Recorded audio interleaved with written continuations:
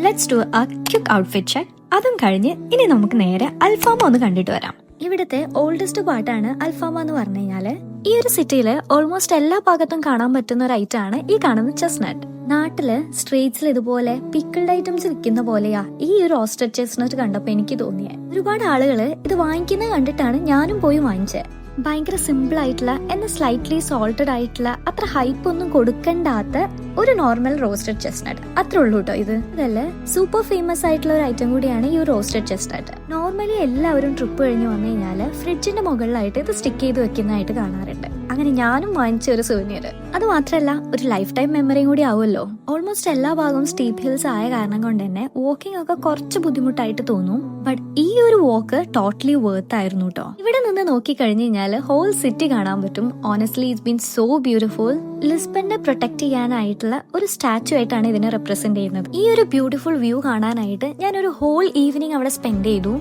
എന്റെ ലൈഫിലെ first sunset that I truly fell in love with എന്ന് പറഞ്ഞു കഴിഞ്ഞാല് ചിലപ്പോൾ ഇതന്നെ ആയിരിക്കും. ChatGPT പറഞ്ഞതനുസരിച്ച് ബെസ്റ്റ് ഫുഡ് സ്പോട്ട് അന്വേഷിച്ച് ഇറങ്ങിയപ്പോതാ ഇതാണ് കാണിച്ചത്. അങ്ങനെ അവിടെ ചെന്നപ്പോഴാണ് അറിഞ്ഞത് അത് പോർക്കായിരുന്നത്. ഇതുപോലെയുള്ള പോക്കറ്റ് റോഡ്സ് ആയ കാരണം കൊണ്ട് തന്നെ ചെറിയൊരു പേടിയൊക്കെ തോന്നും ഇതിലൂടെ നടക്കുമ്പോൾ. ആ വഴിയിലൂടെ പോയപ്പോഴാണ് ഒരു ഷോപ്പിൽ ഹ്യൂജ് ക്രൗഡ് കണ്ടത്. അങ്ങനെ അവിടുന്ന് പെരി പെരി ഫ്രൈസ് വിത്ത് ഫ്രൈഡ് അനിയൻസും കഴിച്ച് ഞാൻ അവിടുന്ന് നേരെ ഇറങ്ങി. ആരും ഇല്ലാത്ത പേടി തോന്നുന്ന ഈ ഒരു വഴിയിലൂടെ റൂമിലേക്ക് പോയി.